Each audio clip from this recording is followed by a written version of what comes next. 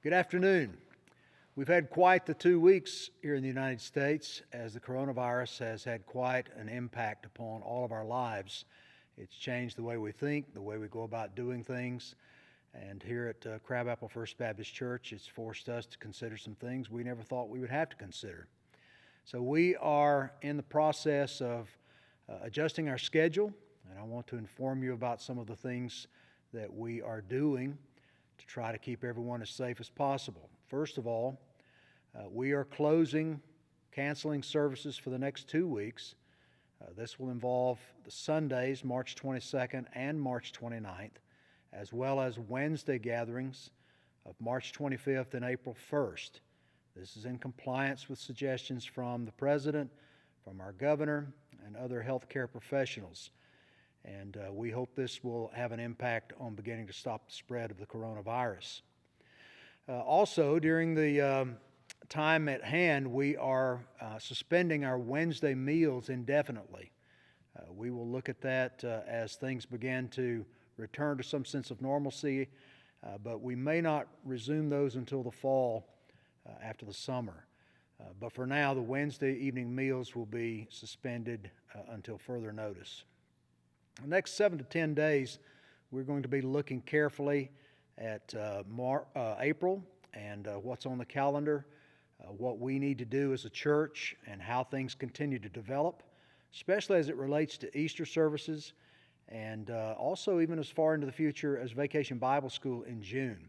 We're talking and thinking and praying about those things even now, and ask you to join us as we seek God's wisdom in how to plan. Some of these things take a good bit of planning ahead, so the things that we're encountering right now are going to affect what we can and can't do moving into the future. With that said, let's think about small group Bible studies and team ministry meetings that you may be part of. We want to encourage these small groups to continue to function as you need to and as you're comfortable doing. If you want to continue to meet, you're welcome to do so. You're welcome to use space here at the church. The office will continue to be open unless we're told differently. We will continue to have office hours Monday through Thursday, 8:30 to 4. And so you're welcome to use that time for any meetings. And we just ask that you observe the protocols that are in place. First of all, you should call and schedule the space that you want to use to avoid having undue numbers of people here at the same time. And also it allows us to pay particular attention to cleaning needs. We will clean beforehand and after you leave to make sure that, again, we're trying to do everything we can in our power to keep everyone safe. Also, let me say that while we are providentially hindered from gathering together for worship, that we're planning to provide some encouragement, some teaching, prayer through our website on Sunday mornings. So you can go there and find information that will direct you in the proper place where you can take part in this as we try to find ways to remain connected to each other as a church body and to the Word of God together. So we encourage you to look for that. If you're unable or don't have access to our website, have these capabilities, then we encourage you to give us a call so we can explore some other options with you about how you can participate in those things. Finally, thinking about some things particularly that I'd like for you to be doing. Obviously, we should all be praying. We want to pray for the eradication of this disease and the impact that it's having. We, for God to provide a vaccine sooner than later, if possible.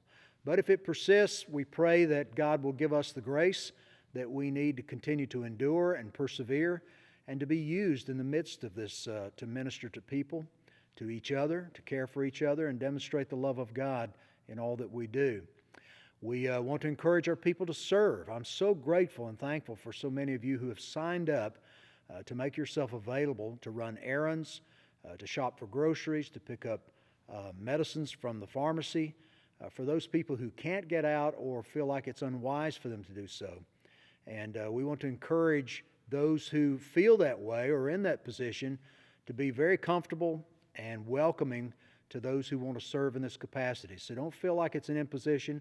call on us and let us know that you have these needs, and we will arrange for someone to assist you as you need to stock your cupboard or to replenish your medications. Also, I want to talk to you just a moment about our giving. It's very important, even though we're not meeting together on a regular basis. Expenses for the church continue to press on. The building still is in operation. We still have utility bills. So things, while they may be a little bit more efficient, will continue to move forward. And so your offerings and support continue to be very important for those needs. Also, we understand that this is a worldwide event and that there are people all around the world that are being impacted by it. Our missionaries are stationed in well over 100 countries, and there's thousands of them on the field. And our church supports them through our tithes and offerings to enable them to go and minister. There's never been a more critical opportunity in my lifetime that I can see for the gospel to go forward. And so we want to make sure that we don't stop the stream of support, the resources they need to do the job they've been called and commissioned to go do. So please consider that, and consider that your giving through our tithes and offerings continues to provide resources for these important personnel people on the ground in countries all around the world. Also, your own staff here that serves you faithfully depends upon the offerings and support coming through the church. So these are just things that we want you to be praying about, and please take the steps to try to continue to be faithful if God's provided the means for you to do so. If you are finding yourself in a difficult position financially, please don't hesitate to call upon us, because we use our budget in many ways to help those who are experiencing difficulties. If you need food or water or anything else with utilities, you just need to call on us and let us know those things. How do you go about doing this? Well, we have an online mechanism for you to make your gifts to the budget. You can do that through our website. You can find information there.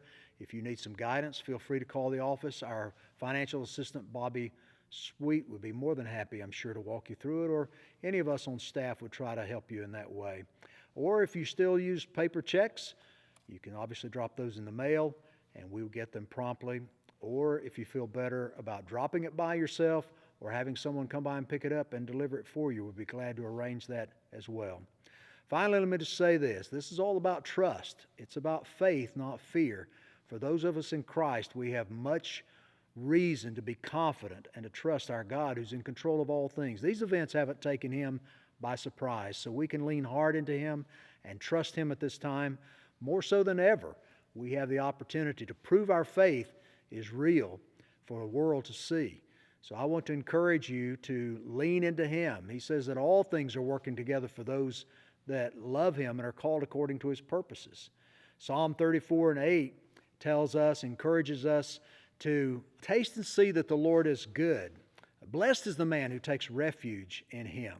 So these are encouraging verses. So I encourage you to stay in God's Word and trust in His provision and trust in His ability to bring peace and calm to our hearts. We want to be messengers of peace and hope in this world, because people are afraid, they're frightened, they're anxious, and we have reason not to be. We have reason to be secure and confident in these times. So let them see the glory of God working in us and through us.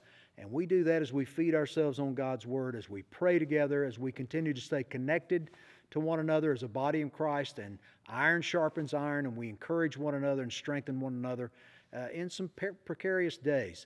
So be encouraged, be faithful, and trust that the Lord's going to use this for His glory and ultimately for our good.